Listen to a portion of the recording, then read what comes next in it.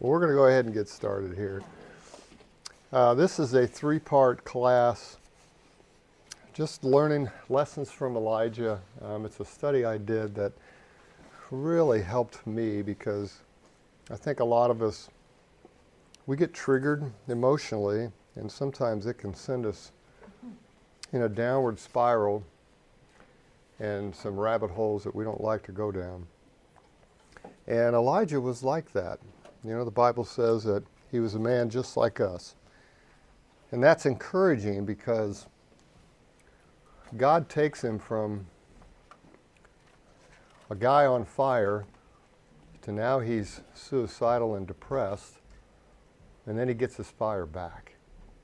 And it's encouraging to go through and understand what triggered him, what journey he went through, which is next week's class, and then how God healed him. Because God did heal Elijah. He got his fire back, he came out of it, and it's very inspiring. Well, let's look into, let's get to know Elijah. We're going to read in 1 Kings 17, because I want to take a few minutes here to just look to see who this guy was and what kind of things were part of his personality. 1 Kings 17, verse 1. Now Elijah the Tishbite from Tishbe in Gilead said to Ahab, "As the Lord God Israel lives, whom I serve, there will be neither dew nor rain in the next few years except at my word." Then the word of the Lord came to Elijah, "Leave here, turn eastward, and hide in the Kerith ravine east of the Jordan.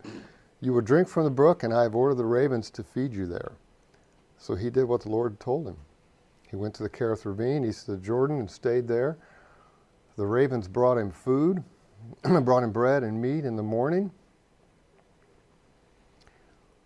and bread and meat in the evening, and he drank from the brook. Sometime later, the brook dried up because there had been no rain in the land. And the Lord came to him and said, "Go at once to Zarephath of Sidon and stay there. I've commanded a widow in that place to supply you with food." So he went to Zarephath. When he came to the town gate, a widow was there gathering sticks. He called to her and asked, "Would you bring me a little water in a jar so I may have a drink?" And as she was going to get it, he called, "And bring me, please, a piece of bread." "As sure as the Lord God lives," she replied, "I don't have any bread. Only a handful of flour in a jar and a little oil in a jug. I'm gathering a few sticks to take home and make a meal for myself and my son that we may eat it and die." Elijah said to her, "Don't be afraid. Go home and do as you have said, but first make a small cake of bread for me from what you have, and bring it to me, and then make something for yourself and your son. But this is what the Lord, the God of Israel, says: the jar of flour will not be used up, and the jug of oil will not run dry until the day the Lord gives rain on the land." She went away and did as Elijah had told her. So there was food every day for Elijah and for the woman and her family. For the jar of flour was not used up, and the jug of oil did not run dry, in keeping with the word of the Lord spoken by Elijah. Some time later, the son of the woman who owned the house became ill. He grew worse and worse and finally stopped breathing. She said to Elijah, "What did you have against me, man of God? Did you come to remind me of my sin and kill my son?" "Give me your son," Elijah replied. He took him from her arms, carried him to the upper room where he was staying, and laid him on his bed. Then he cried out to the Lord, "O Lord my God, have you brought tragedy also upon this widow I am staying with by causing her son to die?" And he stretched himself out on the boy 3 times and cried to the Lord, "O Lord my God, let this boy's life return to him." The Lord heard Elijah's cry, and the boy's life returned to him, and he lived. Elijah picked up the child and carried him down from the room into the house. He gave him to his mother and said, "Look, your son is alive." And the woman said to Elijah, "Now I know that you are a man of God, and that the word of the Lord from your mouth is truth." This is our introduction to this guy, Elijah. What an amazing guy. You look at the story with the ravens, and then this widow and her son. I thought I'd just ask, just from these two stories, what strengths and spiritual qualities do you see in Elijah? Yeah. So, faith and obedience. I mean, he's obedient, and you would think from all this he would get the Lord provides, because the Lord totally provided through everything for him. Yeah. Yeah, he's got faith. He obeyed whatever God said to do. He just did it. Yeah, he was trusting and obeying with ravens. Right? I like that particular picture. I don't know if I'd be touching a raven, but he doesn't. Well, if they got He's food, good. That's right. That's right. I guess that's true. What other qualities do you see? Faith or obedience? Anything else stand out? Yeah, great. Compassionate towards the boy and his mother. Yeah. Not only compassion, he was passionate, right? To lay across him and pray and cry out. And I mean, you just get a snapshot of this guy's spiritual walk right now. He is confident. God didn't even say to pray about this famine. It was on his heart. He prayed about it. He said, the God I serve, in the opening of that chapter, he's so confident, so close, walking with God, and you see the powerful things that happen. God raised a kid back to life through him. It's an amazing story that he has. Wholehearted, faithful in prayer, and he believed that God could provide out of nothing. I'll make this flour go wherever, how long you need it. And the reason why I wanted to just touch on this part of Elijah is that his qualities, we've all been there, where God is doing amazing things in your life. And you remember days like that. I remember phases of my life that were like that, where we had more baptisms than I could count out of our small group. That God did things at work and people became Christians and changes in my children, and just, you can just feel that God is walking with you. You remember a time like that in your life? Because sometimes, I don't know if you feel this way, but sometimes when these negative emotions come and we get into a bad place, we just feel like God has left us. And at least some people I've talked to have felt that way. And they start questioning a lot of things about God, and and they forget the times when God was doing amazing things. But we don't remember that. And it's good to think of Elijah, that he had those times where God did some amazing things in his life. Well, let's move over to chapter 18. The big showdown in Mount Carmel.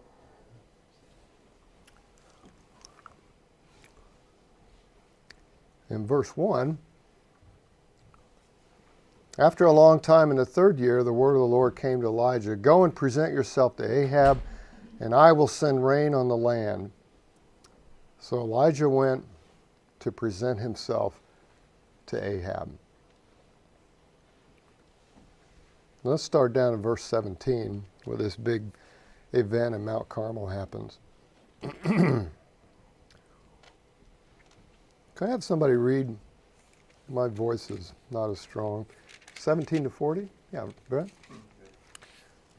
When he saw Elijah, he said to him, "Is that you, you troubler of Israel?"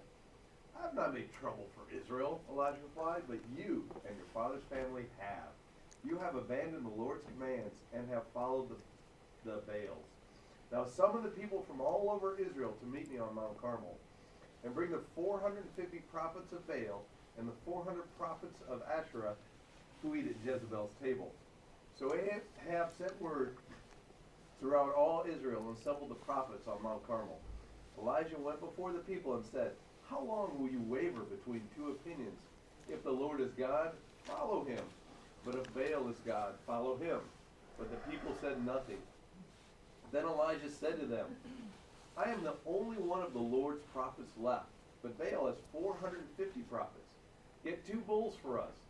Let Baal's prophets choose one for themselves, and let them cut it into pieces, and put it on the wood, but not set fire to it. I will prepare the other bull, and put it on the wood, but not set fire to it.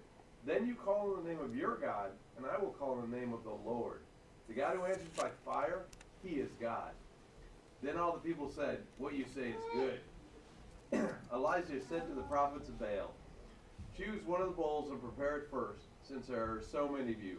Call on the name of your God, but do not light the fire. So they took the bull given them and prepared it. Then they called on the name of Baal from morning till noon. Baal, answer us, they shouted, but there was no response. No one answered. And they danced around the altar they had made. At noon, Elijah began to taunt them. Shout louder, he said. Surely he is a god. Perhaps he is in deep thought or busy or traveling. Maybe he is sleeping and must be awakened. So they shouted louder and slashed themselves with swords and spears, as was their custom, until their blood flowed. Midday passed, and they continued their frantic prophesying till the time for the evening sacrifice. But there was no response. No one answered. No one paid attention. Then Elijah said to all the people, come here to me. They said to him, and he repaired the altar of the Lord, which had been torn down. Elijah took 12 stones, one for each of the tribes descended from Jacob, to whom the word of the Lord had come, saying, your name shall be Israel. And with the stones he built an altar in the name of the Lord, and he dug a trench around it, large enough to hold 2 seahs of seed. He arranged the wood, cut the bull into pieces, and laid it on the wood. Then he said to them, fill 4 large jars with water, and pour it on the offering and on the wood. Do it again, he said, and they did it again. Do it a 3rd time, he ordered, and they did it the 3rd time. The water ran down around the altar and even filled the trench. At the time of sacrifice, the prophet Elijah stepped forward and prayed, Lord, the God of Abraham, Isaac, and Israel, let it be known today that you are God in Israel, and that I am your servant, and have done all these things at your command. Answer me, Lord, answer me, so that these people will know that you, Lord, are God, and that you are turning their hearts back again. Then the fire of the Lord fell and burned up the sacrifice, the wood, the stones, and the soil, and also licked up the water in the trench. When the people saw this, they fell prostrate and cried, the Lord, he is God! The Lord, he is God! Then Elijah commanded them, seize the prophets of Baal. Don't let anyone get away. They seized them, and Elijah had them brought down to the Kishon Valley and slaughtered there. All right. Thank you. You know, I found some of these pictures on the web, and the picture on the right, it is an actual statue commemorating Elijah's killing of the Baal prophets. It does exist over there in that area of the world. What a show this would have been. Wouldn't it have been great just to have been there and watch this showdown? You know, in chapter 18 and verse 1 and 2, where God tells him, go present yourself to Ahab. I'm going to bring rain on the land. Again, you see the trusting and obeying. He goes to Ahab. But in verses 17 to 19, he challenges Ahab to this spiritual showdown. Why do you think he did that? Because the only thing God told him to do was present yourself to Ahab. God didn't tell him to have this big spiritual showdown. Elijah just did it. Any thoughts out there? Or why do you think he challenged Ahab and these Baal prophets? Because we don't know. The scriptures don't say why he did it, but just thought we'd pick our collective brain here. Anybody have any thoughts? Yeah, Brett? So I think partly it was his faith and confidence in God, but partly I think he's just disgusted and fed up and sick of all the Christian events that were happening. I mean, they tore down the altar and they were all worshiping Baal, and I think he's just like had it. Okay. That's a guess. Yeah. All right. Anybody else? Yeah. Well, I think sometimes, or I know for myself, when I'm walking very closely with God, I'm very passionate and hurt by the things that You God, see around you? Yeah, Yeah. and that I know that God is either hurt about or sad about or upset about, and it's kind of like a Yeah, you're more in touch. yeah. Yeah. Yeah, the things that bother God starts bothering you. Somebody's language at work, a disrespectful kid in a store, whatever it is that might trigger you. Yeah, Elijah might have felt that very much. You know, in verses 20 to 24, he makes an interesting comment. He says in verse 22, I'm the only one of the Lord's prophets left. Is that true? No, Yes, they had 7,000. well, we know that Obadiah had hid 2 groups of 50 in caves. He tells Elijah later. So there's at least 100. But from Elijah's perspective, I'm it. Nobody else has got the convictions. Nobody else is standing up. Nobody else is doing something. Maybe that's how he. Maybe that's how he felt. You know, sometimes when God puts something really strong on your heart, and it's spiritual, and it's right, and you don't see anybody else feeling that, you can start feeling that too. I'm the only one that's seeing the things the right way around here. And maybe Elijah felt that. Well, as Brett read the story, you know, it's a powerful display of God's power through this. Not only did he answer with fire, as the picture shows, but he slaughtered all the Baal prophets. I mean, and the people were, I mean, he couldn't have slaughtered them all by himself, right? I mean, he asked the people in verse 40 to seize the prophets. He had them brought down to the Kishon Valley, and he slaughtered them there. He wasn't the only one slaughtering. If you got that many Baal prophets, that's a lot of people. Let's keep reading in verse 41. And Elijah said to Ahab, go, eat and drink, for there was a sound of a heavy rain. So Ahab went off to eat and drink, but Elijah climbed to the top of Carmel, bent down to the ground, and put his face between his knees. Go and look toward the sea, he told his servant, and he went up and looked. There's nothing there, he said. 7 times Elijah said, go back. The 7th time the servant reported, a cloud as small as a man's hand is rising from the sea. So Elijah said, go and tell Ahab, hitch up your chariot and go down before the rain stops you. Meanwhile, the sky grew black with clouds, the wind rose, a heavy rain came on, and Ahab rode off to Jezreel. The power of the Lord came upon Elijah, and tucking his clothing to his belt, he ran ahead of Ahab all the way to Jezreel.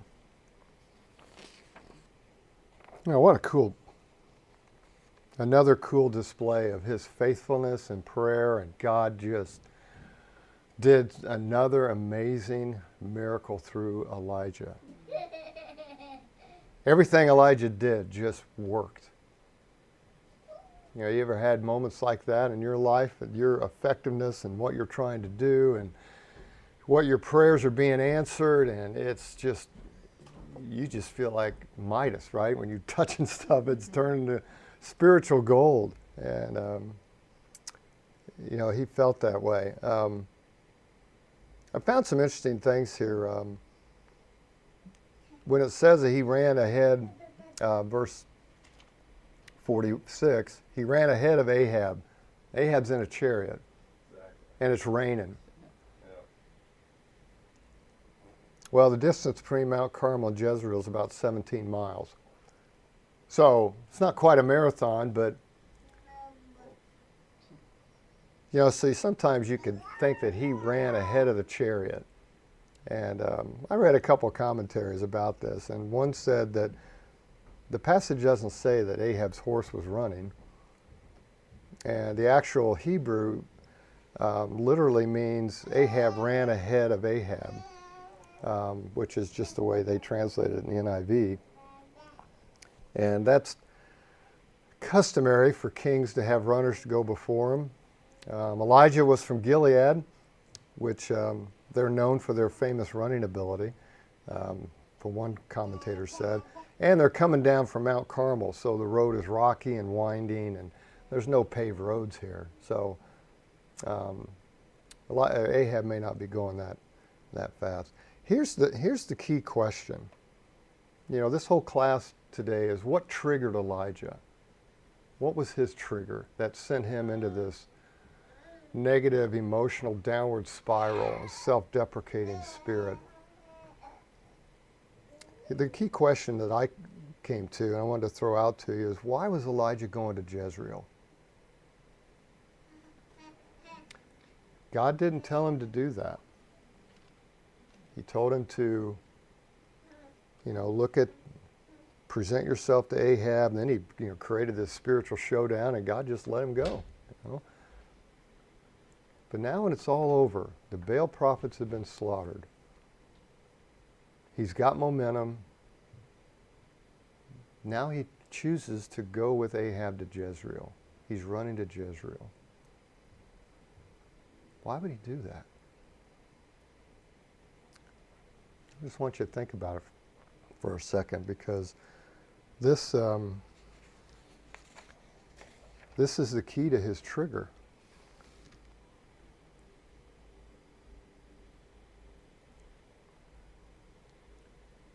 Any ideas why he's going to Jezreel? Maybe you've never thought about it. I surely didn't. When I was studying this, I thought, here's some scenarios that I threw out as possibilities. Let me know what you think about these. Maybe he thought this was the moment. We're going to overthrow Ahab and Jezebel and finally rid the land of the idol worship.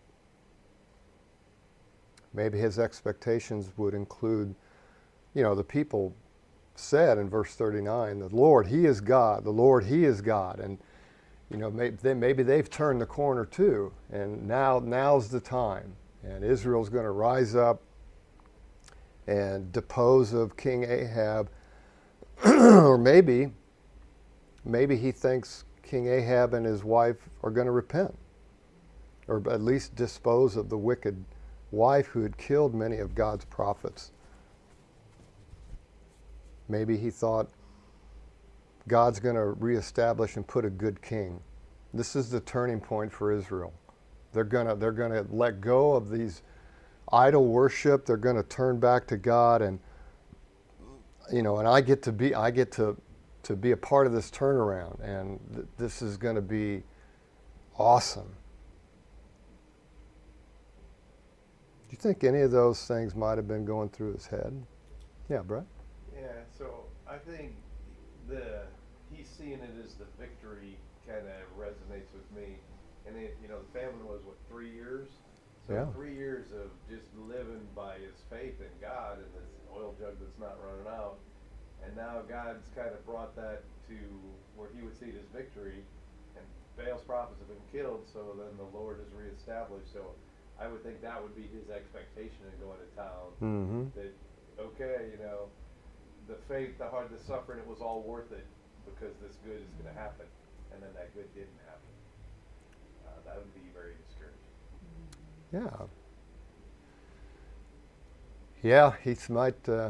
Yeah, you could be right. This is the moment. Everything that I have been doing, building up to this peak, It was worth it. pivotal time. Yeah, it's worth everything I've done. God is going to be glorified. Just this unbelievable moment, and He's right in the thick of it. Yeah, that could be exactly what he was feeling.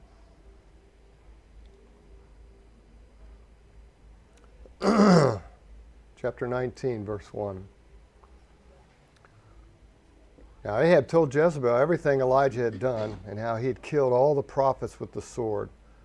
So Jezebel sent a messenger to Elijah to say, "May the gods deal with me, be it ever so severely, if by this time tomorrow I do not make your life like that of one of them." Elijah was afraid, ran for his life.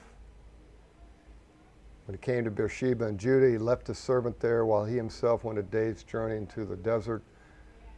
He came to a broom tree, sat down under it, and prayed that he might die. "I've had enough, Lord," he said. take my life. I'm no better than my ancestors. And he lay down under the tree and fell asleep.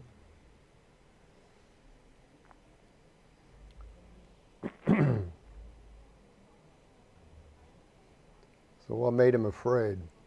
You know, he'd seen Jezebel be allowed in God's providence to carry out her threats against previous prophets of God. And now she was threatening him. Why would this be any different? You know, the Israelites were all behind him in Mount Carmel. Did all the Israelites from Mount Carmel go down to Jezreel with him? Probably not. He gets to Jezreel. The people in Jezreel, the Israelites in Jezreel, do they know what happened in Mount Carmel? I mean, they weren't there. They didn't see this powerful display and the people recommit to God and all the Baal prophets being slaughtered. And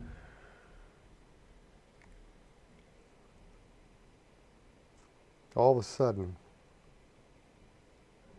the turnaround in his expectations of the people are going to follow me, they're going to turn around, they're going to ditch their idols, it's going to all be different. Nothing's different. Ahab still king, Jezebel is still ruling. She has new threats now with him. He doesn't see God stopping her. Now all of a sudden, he feels all alone. You know, sometimes our triggers come from, you know, our expectations. What are our expectations going to be? How is this going to play out? And when things don't happen the way we want or think that God's working, then we get disillusioned. And Elijah surely did. Let's look at this map.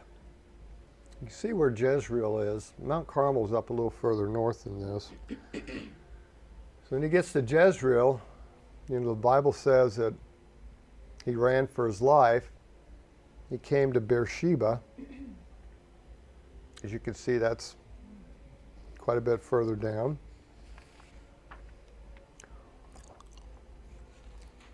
It's actually about 100 miles. So that's about 3 to 4 days. So Jezreel to Beersheba is 100 miles? Yeah, to Beersheba. It's about 100 miles. And if you could travel, you know, 3 or 4 miles an hour, you know, I'm assuming he's not running the whole time. I mean, that's an ultra marathon, right? 100 miles. So if he's, you know, clipping along at a good pace, you know, that's a 3 or 4 day journey if you can travel 20, 25 miles a day. And his fear is understandable. You know, Jezebel's a powerful woman. But he's changed. This trigger changed him. How would you describe his emotional state right now? Fragile. Very fragile. Is he depressed? Oh boy. Take my life. I've had enough. I'm no better than my ancestors. Is he suicidal?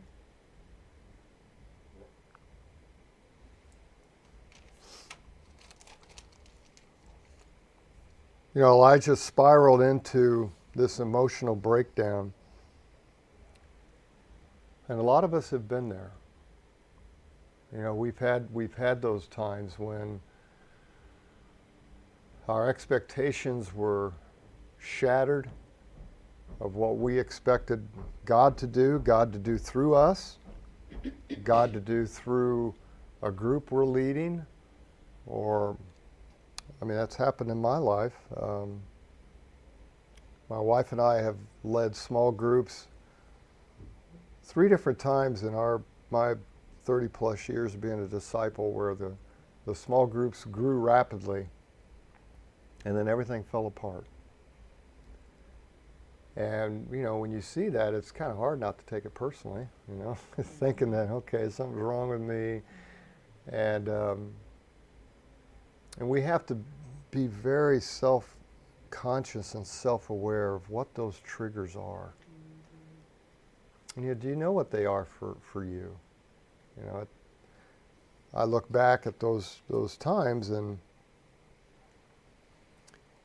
I can definitely define what the trigger was. It's important that we do that in order to understand what's going on. Now it says there, if it took him, you know, 3 or 4 days, it says that he, verse 4, he went a day's journey into the desert, and then he came under that broom tree. So this is 4 or 5 days since Jezebel's threat. And during his, you know, running away, he, this was his first recorded prayer. You know, what was he doing during those 3 or 4 days? Was he praying at all? How easy is it when you're triggered? How easy is it for you to pray? Does it come naturally, or is it a real struggle?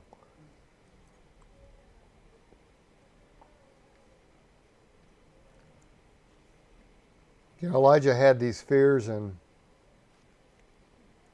you know, sometimes when we get triggered, our past training and deeply entrenched patterns just take over before we even realize what we're doing or what we're thinking. Self-awareness is really critical so that we don't respond in a typical preconditioned way. Because I've seen people do that and they're not even aware of the trigger. Sometimes that trigger produces a lot of hurt and a lot of stuff from the past. But when Elijah did pray, let's go back. His prayer was raw and vulnerable and very real. This was a life-changing, devastating event for him. Not only was Jezebel not removed and Ahab not leading a spiritual revival that he expected, but it seemed that God just allowed the idol worship to continue, and Elijah's going to become her next death row victim. His dream was evaporating. You know, sometimes these events can shipwreck our faith. At least they did with Elijah. And sometimes we start doubting everything. I mean, look at what he said. I've had enough. Take my life. I'm no better than my ancestors. I mean, he's already making conclusions about what value his life is to God. He's already making decisions about comparing his life to some ancestor. He doesn't want to live anymore. I mean, that's pretty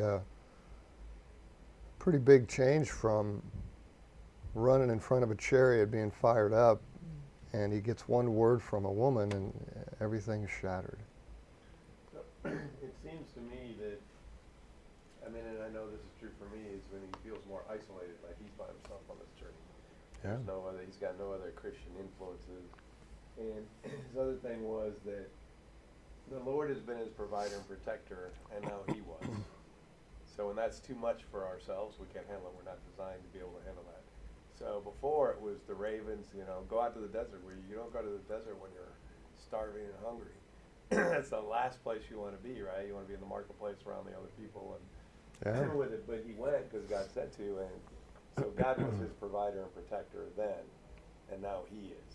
So So he's isolated, he's on his own, and he's trying to carry the weight of the world instead of giving it to God. And that is depressing. And it is a trigger. And I relate to that. You know, That's a good personally, point. Those are triggers for me as well. When I got to be the one, and I'm the one that has to do it, I got to make it happen. No one else is speaking up on this topic, so I got to speak it up. So now, instead of speaking to someone calmly, I express it with a little more heat, a little more emphasis. So now it doesn't go well. Now it doesn't get heard. Right? Now they got a problem with me when I'm trying to address the problem with them. How's that conversation going to go? Now, well. And what starts out good ends up bad. Yeah. Other thoughts?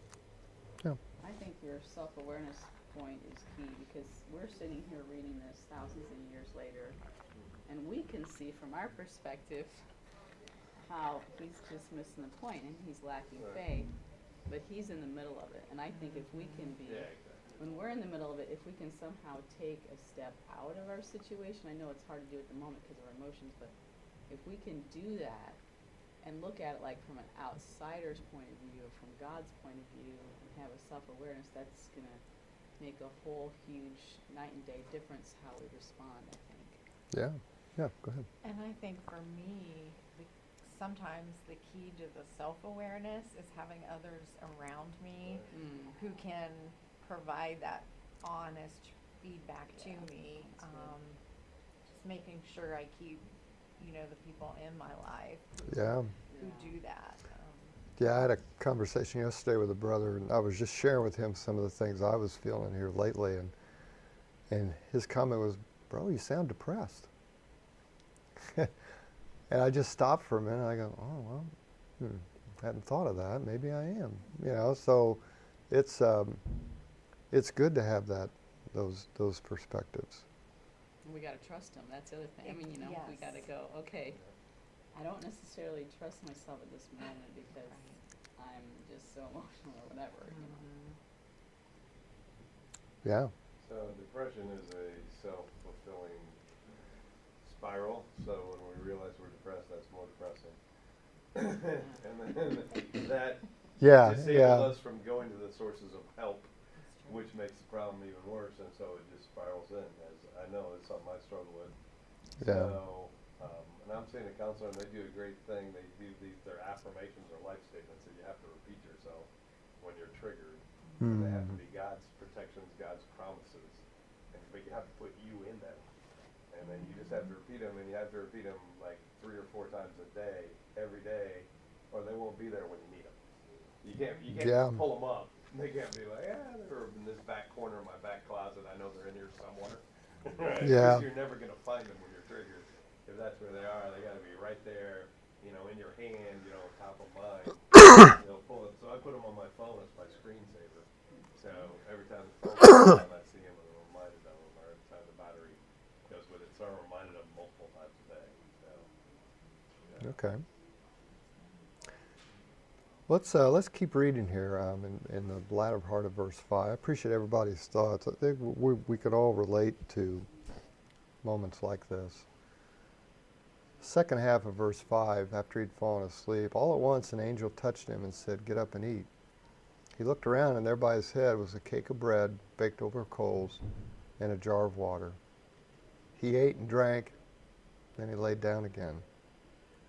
The angel of the Lord came back a second time and touched him and said, "Get up and eat, for the journey is too much for you." So he got up and ate and drank. Strengthened by that food, he traveled 40 days and 40 nights until he reached Horeb, the mountain of God. There he went into a cave and spent the night. So we're going to get into this a little more next week when we talk about Elijah's journey to get back to where he was with God.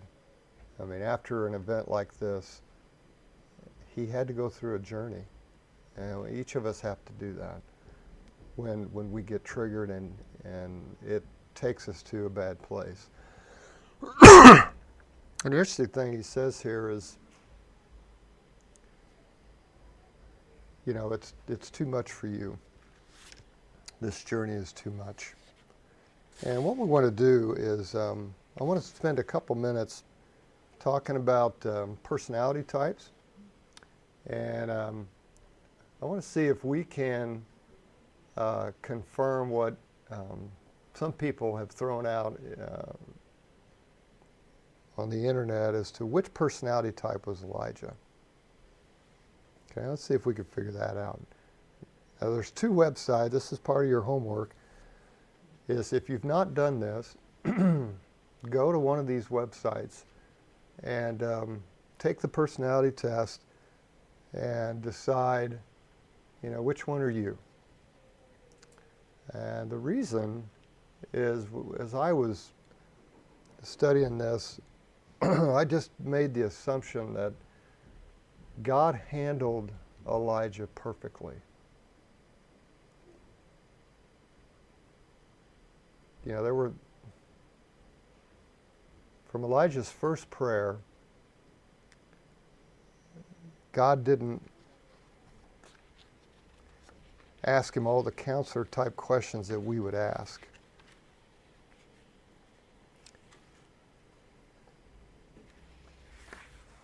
When he said, I've had enough, take my life, I'm no better than my ancestors. If somebody came to me and said that, wouldn't you naturally think some of these counselor type questions, well, why do you think you've had enough? What's pushed you over the edge? Why do you want to die? Why do you feel you've performed worse than your ancestors? Which ancestors are you talking about? Why do you think you failed? What were your expectations on Mount Carmel? And it's interesting to me that God didn't do any of that. We're going to look into that more as to what kind of journey he went through. But let's look at these. You end up, if you take these tests, you'll end up with 4 letters. And there's 16 combinations. The first one's extrovert or introverted, but which one do you think Elijah was? Extroverted or introverted? If you were just guess. I don't know. It's hard to tell, really, because he's in the desert, he's by himself a lot, Yeah, but He speaks up. he does speak up. so. Let's just pick extroverted. We'll see. Intuitive or sensitive?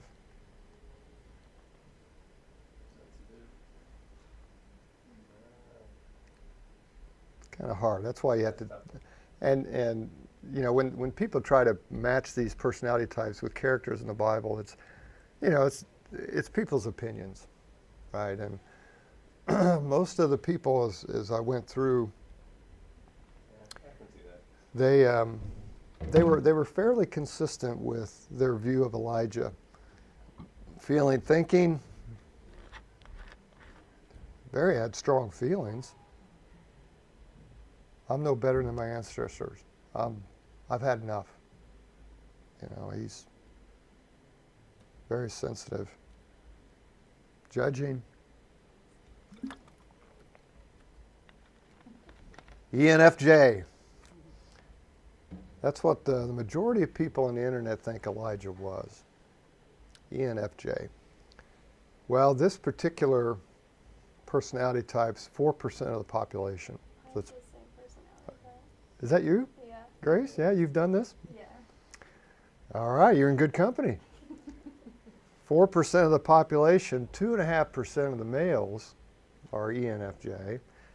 And here's some people you might know who are ENFJs. Barack Obama, Jennifer Lawrence, actress, Hunger Games, Oprah Winfrey, Michael Jordan and Peyton Manning, Morgan Freeman. So Grace, you're in pretty good company then. Well, I want to read, here's some of the, as I read these descriptions, just think about Elijah and see if these match.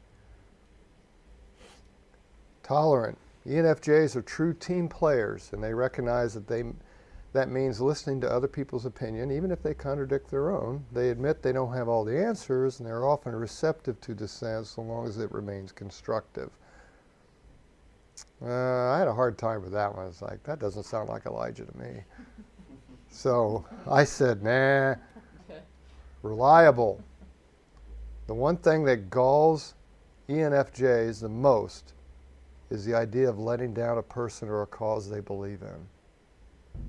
If it's possible, they can always be counted on to see it through. That describe Elijah? Yeah. Oh, yeah. Charismatic. Charm and popularity are qualities they have in spades. They instinctively know how to capture an audience, pick up on a mood and motivation in ways that allow them to communicate with reason, emotion, passion, restraint, whatever the situation calls for. Is that Elijah? I think so. Altruistic. Uniting these qualities is ENFJ's unyielding desire to do good in and for their communities, be it in their own home or on the global stage. Warm and selfless, they genuinely believe that if they can just bring people together, they can do a world of good. Think that's Elijah? Yep, sure seems like it. Natural leaders, more than seeking authority themselves, ENFJs often end up in leadership roles at the request of others, cheered on by their many admirers of their strong personality and positive vision. Ding, ding, ding. I mean, to me, these are strengths of Elijah. Now, what are the weaknesses of this personality type? Let's go back. Overly idealistic. People with this personality type can be caught off guard as they find that through circumstance or nature or simply misunderstanding, people fight against them and defy the principles they've adopted. However well-intentioned they may be, they are more likely to feel pity for this opposition than anger and can earn a reputation of naivety. Overly idealistic. I mean, you think of what his expectations were on Mount Carmel, right? This is a turning point. All of Israel is going to switch, just like they did here at Mount Carmel. Let's go. They're too selfless. They can bury themselves in their hopeful promises, feeling others' problems as their own, striving hard to meet their word. If they aren't careful, they can spread themselves too thin and left unable to help anyone.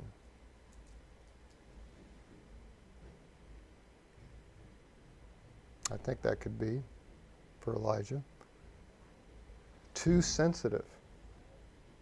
While receptive to criticism, seeing it as a tool for leading a better team, it's easy for ENFJs to take it a little too much to heart. Their sensitivity to others means that sometimes they feel problems that aren't their own, and they try to fix things they can't fix, worrying if they're doing enough. You think Elijah could be too sensitive? Yeah. Fluctuating self-esteem. They define their self-esteem by whether they're able to live up to their ideals, and sometimes ask for criticism more out of insecurity than out of confidence, always wondering what they could do better. If they fail to meet a goal or to help someone they said they'd help, their self-confidence will undoubtedly plummet. That sounds like what happened to our prophet. The last one, the struggle to make tough decisions. If caught between a rock and a hard place, ENFJs can be stricken with paralysis, imagining all the consequences of their actions, especially if those consequences are humanitarian. I'm no better than my ancestors.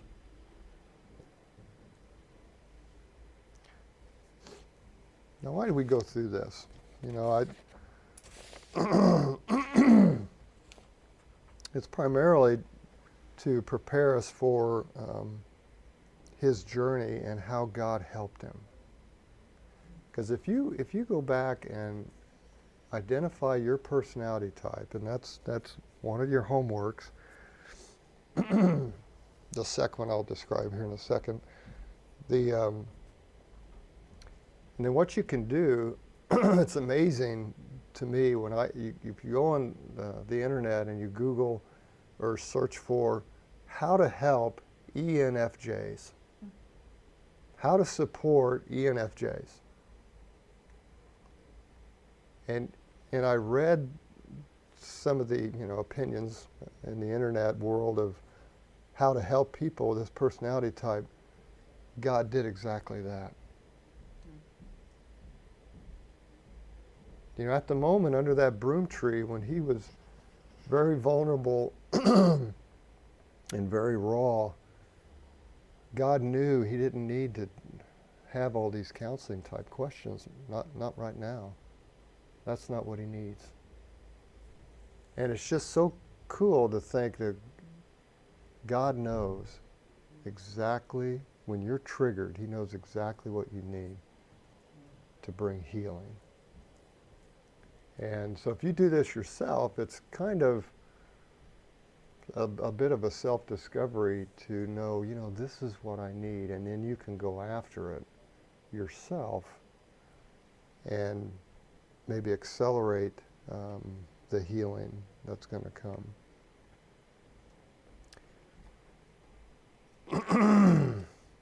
Okay, we already read these verses when he was actually triggered. And the angel fed Elijah, and he slept twice. So as we go into next week and look at Elisha's journey and what he went through himself, it'll be good to keep in mind what his personality type is, what his strengths and weaknesses are, as we look at what he went through. So if you look into your personality types, then it should give insight into you when you're triggered. Then I want to pass out, this is your second homework. Pass a couple there. This is something to read. This came from a book I'm reading, Breaking the Power of Pain. And the reason I thought you could read, this is just 2 chapters, small chapters out of this book, but the point is that when we get triggered, the author's premise is that a lot of the pain and suffering that we go through is because of the significance we attach to that event or that trigger. That trigger, like in Elijah's case, that trigger was everything in his life, everything. It was leading up to this moment. So he attached a very significant, high significance to that event. And sometimes if the trigger comes from someone you love, someone you're very close to, that adds a lot of significance. And so I thought it's more just to get you thinking, and then next week you can share if anything you got out of those articles that might help us when we're triggered. Because the author's premise is if you don't apply the significance, then it's just an event. And you work through it and you move on. And it doesn't allow the continual suffering that happens. In fact, his subtitle is Pain is Inevitable, Suffering is Optional. That you don't have to allow one event to continue to cause you suffering and pain. Okay, I think we're going to stop there for this one. And next week we'll pick up where Elijah's journey and what he went through during that time. I appreciate everybody coming out, braving the cold. We'll see you next week.